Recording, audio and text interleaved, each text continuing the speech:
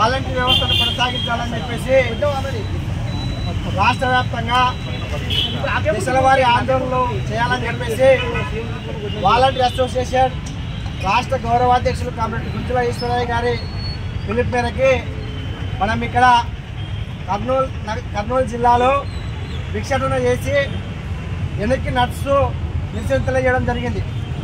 అయితే ఈ రాష్ట్ర ప్రభుత్వానికి ఈ నిరసన ద్వారా ఒకటే తెలియజేస్తూ ఉన్నాం.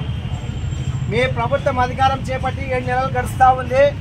గత ప్రభుత్వంలో ఉన్నటువంటి ఎమ్మెల్యేలు కానీ మాజీ మంత్రులను అనేక అవినీతి ఆరోపణలు ఉన్నటువంటి మంత్రులను మీరు ప్రభుత్వంలోకి తీసుకుంటున్నారు.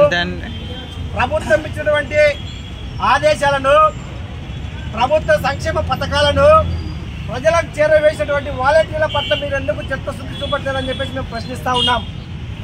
ఇప్పటికైనా మీరు వాలంటీర్లు కొంచెం కోరికలేం కోరడం లేదు. 2024 ఎన్నికల్లో ఎక్కడ తారుమారు అవుతాయని చెప్పేసి అనుకున్నావు, లేదంటే